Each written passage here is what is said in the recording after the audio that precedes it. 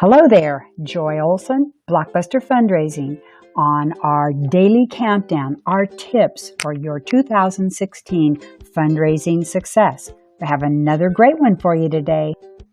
Whether you're a brand new development director or a seasoned development director, this time of year you're constantly being reminded that your database needs to be optimized for segmentation. So that's what we're going to talk about today. Some good ideas for optimizing your database segmentation. Segmentation, segmentation, segmentation. Why? Why do we segment? Because we want to deliver the right message to the right audience at the right time for great fundraising results. When I opened my business emails this morning, look what I found.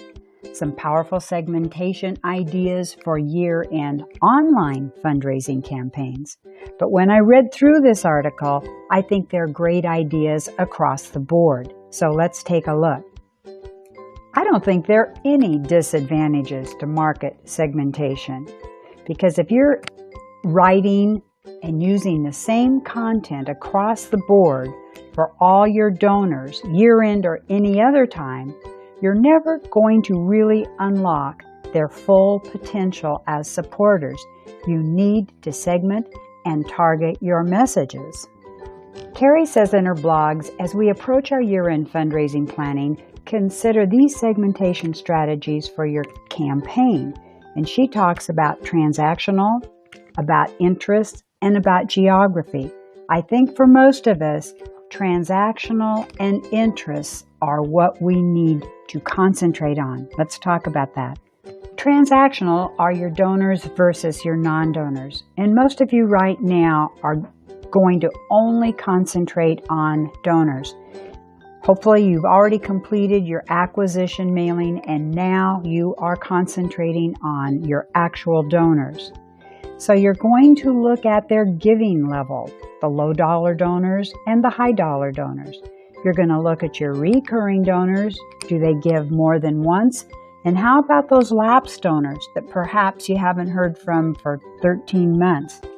That is segmentation, transactional segmentation. Let's look at interest segmentation.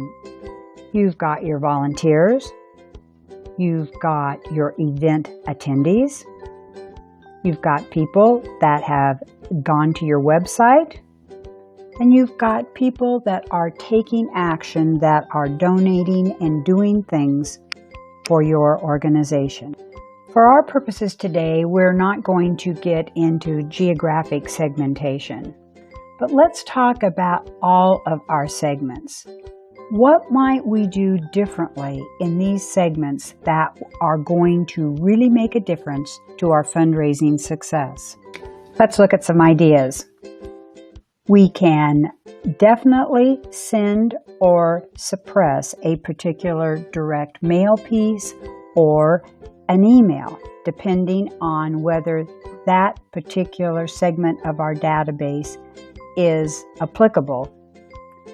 We can certainly and should really think about our subject lines and change it for your different segments. Whether it's generational or a many-time giver versus a one-time giver, the subject line needs to be a little bit different to get their immediate attention and make them feel like it's absolutely to them. And speaking of being absolutely to them, make sure that you personalize each and every communication that goes out, whether it's direct mail or online.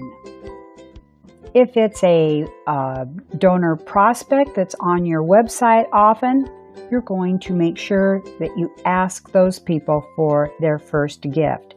And in every single piece of communication, you want to reference the relationship.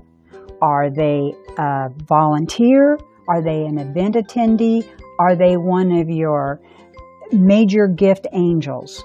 Reference that relationship. Reference their gift or perhaps their membership anniversary.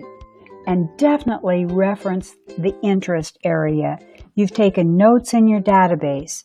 Are they interested in the dogs rather than the kittens? Are they interested in feeding children rather than feeding the homeless? You get the point. Talk about their specific interest level. Segment it out. This is going to make a lot of difference to the recipient, your donor. They're going to feel like you've actually paid attention to the areas that they have interest in. Many of you will want to ask certain donors, or perhaps all of them, to upgrade to becoming monthly givers. And some of you will have the luxury of testing a longer communication versus a shorter communication. The main thing here is do something. Take your database list, segment it out, and then try to brainstorm how these people would love to be spoken to. Keep it personal. Reference their interests. Make them feel like they have really been noticed. For today, this is Joy Olson of BlockBuster Fundraising, and we hope to see you again here soon. We're here daily with our daily tips for your BlockBuster Fundraising 2016 results. So go get them. Good luck. We're rooting for you, and we're trying to help here. BlockBuster Fundraising is trying to help you to the best year possible. Thanks. Bye-bye.